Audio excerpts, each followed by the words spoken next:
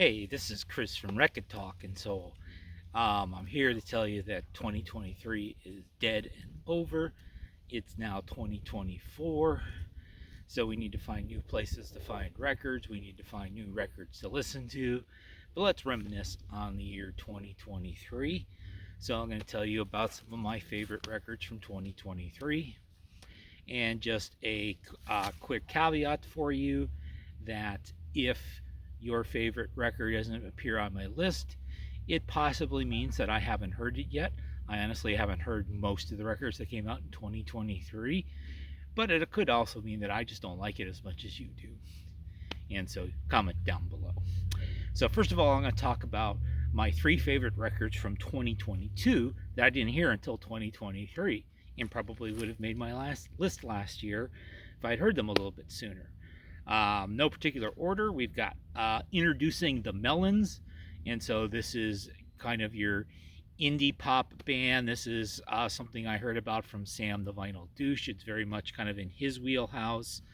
And number two is from Australia, Melbourne, Australia, kind of a modern jazz group known as Surprise Chef with their album Education and Recreation. And then we have, courtesy of Hannah, the Omaha Introvert, I remember this being on her top of 2022 list, is Thus Love with Memorial. They're a young indie rock group out of Vermont, and they sound like the ocean blue sounding like the Smiths. So, but let's get into, I'll talk about some of my favorite records made by members of the VC, the vinyl community, that I chose not to do in my rankings. So we have Project Gemini, so that's Mark Anthony K up in Ontario in Canada. I've ordered all of that stuff on CD. I haven't gotten it yet, but he's very much a progressive metal kind of guy. Then completely switch gears, we have Ryan Kidd's EP. I have number 44 out of 125 with classics like MK Ultra Holiday. And so, of course, Ryan Kidd is not doing progressive metal. Ryan Kidd is a honest to God, true to life punk, not a poser like yours truly. And then number one for another swish, we got Dom over in New York with his group Material Objects. Some people say sound kind of like Joy Division with their album Passing Through. It's got an even better cover photograph than Rush's Moving Pictures. So now let's talk about my top 20 of 2023. And so 20 through 11 I'm going to go through fairly quickly. Number 20, Blues Lawyer, All in Good Time. So this is your Slumberland Records, Bay Area indie pop sort of stuff. Number 19, Dragon Inn 3 with Trade Secrets. So this is Philip Dickey's band. He used to be in Somebody Still Loves You, Boris Yeltsin. This is very much in the 80s synth pop revival realm. Number 18, Pretty with the Lights Out, Pumpkin Spice Formaldehyde. So this is indie horror punk out of Indianapolis, Indiana. So if you need a good Halloween record, you can do Pumpkin Spice Formaldehyde. That should be my Halloween jams from here on in. Number 17, Sunfoot in the Baleen. So this is a group from Portland, Oregon. This has been recorded over a period of several years, especially during the pandemic, sort of experimental, avant-garde indie. The drummer, percussionist Rob Burns did unfortunately pass away during the making of this record. Number 16, straight out of Finland, we got Finnish punk rock from Tiikeli. It's not Televit Cadet, but it's Tiikeli. Tommy's Vinyl Knot, of course, introduced me to them. I don't know any of the words that are on this album cover, so what do you know there? Number 15, we have the debut by Blonde Shell. This is straight off your usual hipster best of the year lists. Number 14, we have Squid with O Monolith. So you may remember Squid Bright Green Field, championed by Rob Walker and championed by me in 2021. This was their follow-up album. I didn't find it as good, but still good enough to make the top 20. Number 13, we have Bodiku with the album Tokyo. This is instrumental hip hop out of Mongolia. Yeah. Number 12, let's go to Zambia. Zamrock lives, Witch lives. We intend to cause havoc.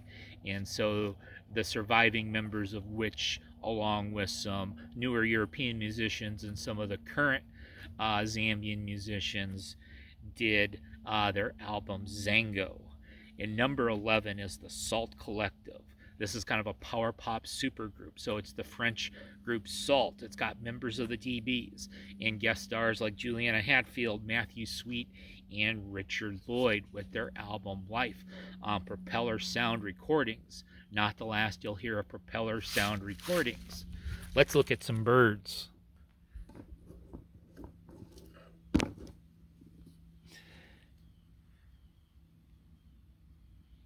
And so the waterfowl are coming in.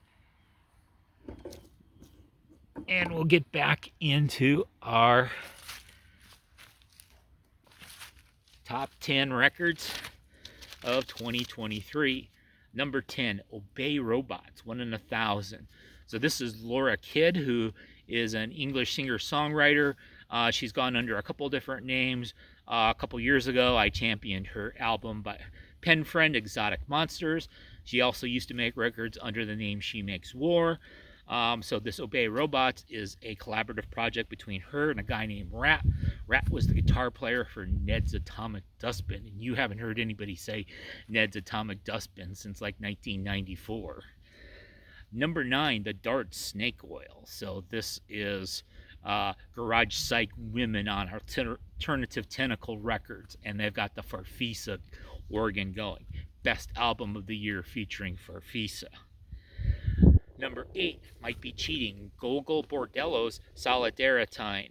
So Viva Ukraine, and of course the CD and the digital drop of this came out in 2022, but I had pre-ordered the vinyl, and the vinyl didn't come out until 2023, so I'm going to count it as a 2023 record. And if you don't like it, make your own list and don't put it on your list.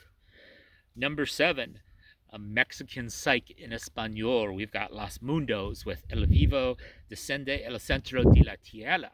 And so Jose Moreno Ron, his label Aurora Central Records, put this out. And forgive me for my Spanish pronunciations, but so again, I don't know Spanish well enough to know the lyrics, but great psych record to listen to. Number 6 is good old classic Mudhoney with Plastic Eternity. This came out pretty early in the year, and I had it lower on my list until I went back and re-listened, because I try to go back and re-listen to everything, especially the early in the year stuff. So you got like Flush the Fascists and Here Comes the Flood. And then, of course, Mark Arms also sending me those Sub Pop Singles of the Month Club records. We'll talk a little bit about those a little bit later. Number 5, again, off of all the cool people's lists. So Slow Dive, classic shoegazers, came back several years ago. And I think this is the second album in their comeback, Everything Is Alive. And so one of my favorite chill out records of 2023. Number 4, you knew somewhere along the line I was going to say Juliana Hatfield sings Electric Light Orchestra. So I've got it as my number 4 album. I mean, I'll be honest, ELO, I'm okay with them, but they're not my super favorite. I could have been a little bit happier if she'd picked R.E.M. Love her Telephone Line. Not as much in love with like her versions of Strange Magic and digging up the ELO deep cut Ordinary Dream, which I just don't like as much as Juliana does. Number 3, straight out of Nashville, we got Margot Price with Strays. Hell in the Heartland, Time Machine. And so Margot was not a very happy camper.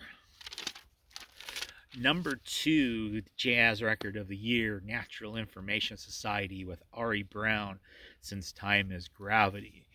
And again, I love their record from a couple years ago. I love this one. I haven't gone back to some of their past albums yet, but they're somebody that I always think of as a good one.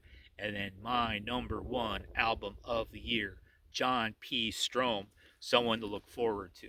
So you didn't think I was going to pick a lawyer as my number one album. I mean, I had Blues Lawyer back there at number 20, and now I've got John P. Strom, music industry lawyer, at number one. So, of course, who is John P. Strom? Well, he's a singer-songwriter whose day job is working as a lawyer in the music industry. He was president of Rounder Records for a while. He's represented people like Bon Iver and Sturgill Simpson and Alabama Shakes and several others. But of course, if you're a music fan, you really know him for being part of the Blake Babies. So back in the day, he was in the Blake Babies. He's had stints in Lemonheads as well. Someone to look forward to. First album he's put out in 15 years. It's kind of your mature but fun middle-aged dude singer-songwriter record. This American Lie, Trouble Land, Don't Tell It to Your Heart. So it turned out that Juliana Hatfield was not the only person who could write catchy hooks in the Blake Babies. And of course, there's the underlying sadness behind this record because one of John Strom's best friends, Ed Ackerson from Polera, well known in the alternative rock scene in Minneapolis, who passed away from pancreatic cancer 3 or 4 years ago. This album was dedicated to him and ended with the Polera song A plus B equals Y. And I'm not done with Blake Baby's content. Book of the Year, I Quit Everything by Frida Love Smith. So we got in all three of the core Blake Babies. Then just a couple bonuses here. Favorite Sub Pop's single of the year from the Volume 8 club. I'm going to pick Margaritas Podridas, which means rotten daisies. So this is more Mexican music. This is kind of a grungy, rocky, shoegazy female band from Mexico with their songs Filosa and Vomito. And my favorite other single of the year, American Laundromat Records. It's the Austin 90s revival lo-fi band On Being an Angel, led by Paige Applin. She somehow got her way into opening for the Lemonheads and opening for Juliana Hatfield, so that kind of put her in my little bubble of the world. And so A-side's called Playing It Cool, and then they did a Kiss cover on the B-side. But even despite that, that's still going to be my non-Sub Pop single of the year. So there you go. There's 20 records for the year 2023.